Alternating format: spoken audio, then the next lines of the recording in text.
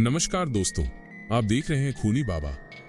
आज हम लेकर आए हैं एक ऐसी कहानी जिसे सुनने के बाद शायद आप अपने ही घर की दीवारों से डरने लगे। कहानी है दीवारों की आवाज की। एक ऐसा घर जिसमें एक परिवार शिफ्ट होता है, लेकिन जल्द ही दीवारें उनकी सबसे गहरी, सबसे काली सच्चाइयां फुसफुसाने लगती हैं। वो बातें जो उन्होंने किसी से नहीं कही। तो दोस्तों, अगर आपका दिल मजबूत है तो इस कहानी को पूरा सुनिएगा। और हाँ, वीडियो को लाइक, शेयर और सब्सक्राइब करना मत भूलिएगा, क्योंकि खूनी बाबा हर रात ऐसी डरावनी और भयावह कहानियां लेकर आते हैं। तो आइए शुरू करते हैं। मेरा नाम अमन है। पिछले महीने मैं अपनी पत्नी सिमी और बेटी रिद्धि के साथ एक नए घर में शिफ्ट हुआ। घर शहर से थोड़ा बाहर था, लेकिन बड़ा और खूबसूरत। पुराना जरूर था, लेकिन सस्ता पड़ा था। हम खुश थे कि हमें आखिरकार अपना मकान मिल गया। लेकिन पहली रात कुछ अजीब हुआ। रात के करीब 1 बजे मेरी नींद खुली। मुझे लगा जैसे किसी ने मेरा नाम लिया हो। मैं उठा, लेकिन कमरे में कोई नहीं था। सिमी गहरी नींद में थी और रिद्धि भी। फिर मुझे लगा आवाज दीवार के अंदर से आई थी। मैं बिस्तर पर बैठा, कान लगाकर सुनने लगा। कुछ पल तक सन्नाटा रहा, फिर दीवार के अंदर से धीमी सी फुसफुसाहट सुनाई दी। अमन। मेरे पूरे शरीर में सिहरन दौड़ गई। मैंने सोचा शायद सपना देख रहा हूं। मैंने पानी पिया और खुद को समझाया। सुबह उठकर सिमी से कहा, सुनो, कल रात अजीब सी आवाजें आई थी दीवारों से। वो हंस दी। तुम्हें भी ना? नया घर है, नर्वसनेस होगी। मैं चुप हो गया, लेकिन मन के अंदर बेचैनी बनी रही। अगली शाम मैं काम से लौटा तो रिद्धि को अकेले कमरे में खेलते पाया। वो गुड़ियों से बातें कर रही थी। मैंने प्यार से पूछा, किससे बात कर रही हो?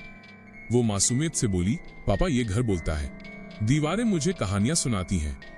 मैं ठिठक गया। क्या कहानियां? रिद्धि बोली, कभी हंसती हैं, कभी चिल्लाती हैं। कल रात तो उन्होंने कहा कि मम्मी ने आपसे कुछ छुपाया है। मेरे पैरों तले जमीन खिसक गई। सिमी और मैंने कभी अपनी बहस या राज रिद्धि के सामने नहीं रखे थे, तो फिर उसे ये कैसे पता चला? उस रात मैं नींद में था कि अचानक दीवारों से कई आवाजें आने लगी।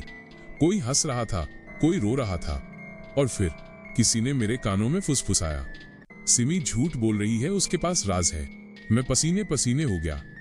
तभी बगल में सिमी हड़बड़ा कर उठी। उसने भी सुना था। उसने कांपते हुए कहा, अमन, ये घर ठीक नहीं है, हमें यहां से निकल जाना चाहिए। लेकिन मेरे अंदर अब जिज्ञासा थी।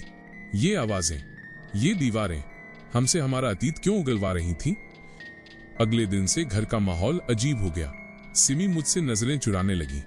मैंने कई बार पूछा, क्या तुम सच में मुझसे कुछ छुपा रही हो? वो गुस्से में बोली, बस करो अमन, ये सब तुम्हारे दिमाग का वहम है। दीवारें भला कैसे बोल सकती हैं?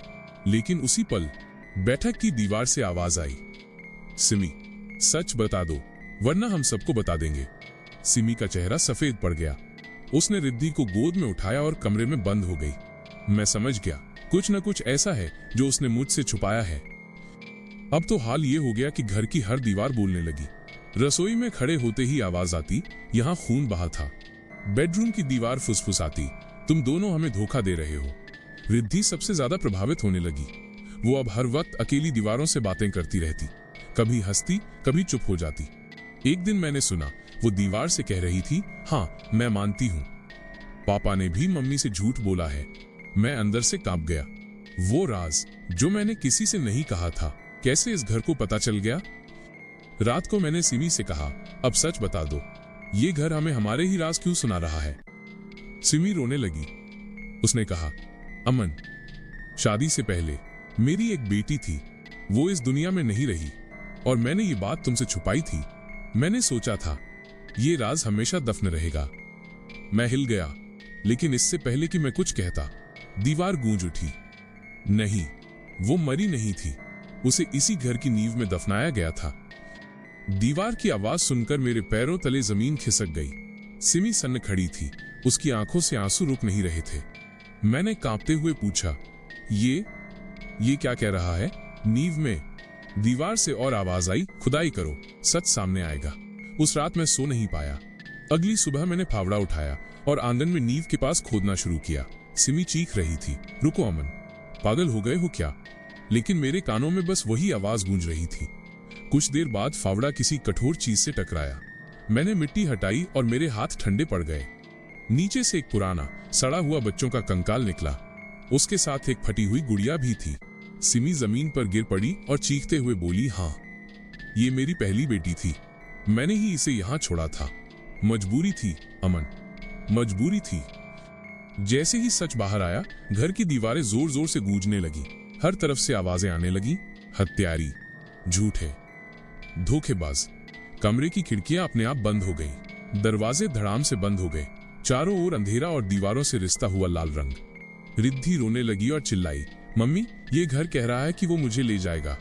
मैंने उसे गोद में उठाया, लेकिन तभी दीवार से वही सड़ी हुई गुड़िया गिरकर मेरे पैरों पर आ गिरी। गुड़िया की आंखें लाल चमक रही थीं। दीवार ने आखिरी बार फुसफुसाया, अब ये घर तुम्हारा नहीं, हमारा है। अगली सुबह पड़ोसियों ने दरवाजा तोड़ा। अंदर सब कुछ अस्त व्यस्त पड़ा था। फर्श पर मिट्टी, दीवारों पर खून जैसे निशान। लेकिन हम तीनों कहीं नहीं थे। न मैं, न सिमी, न रिद्धि। लोग कहते हैं उस घर से अब भी रात को एक बच्चे की रोने की आवाज आती है और दीवारें फुसफुसाती हैं। हमारा राज मत खोलना। तो दोस्तों, ये थी कहानी दीवारों की आवाज की। एक ऐसा घर जिसकी दीवारें सिर्फ ईंट और सीमेंट की नहीं थी, बल्कि उसमें दफन थे अतीत के डरावने राज। अगर आपको ये कहानी पसंद आई हो तो खूनी बाबा चैनल को लाइक, शेयर और सब्सक्राइब करना मत भूलिएगा, क्योंकि अगली बार हम फिर लेकर आएंगे एक और सहरन पैदा कर देने वाली दास्तान। याद रखिए, कभी कभी घर की दीवारें भी हमें वो सब सुना देती हैं जिसे हम खुद से भी छुपाना चाहते हैं।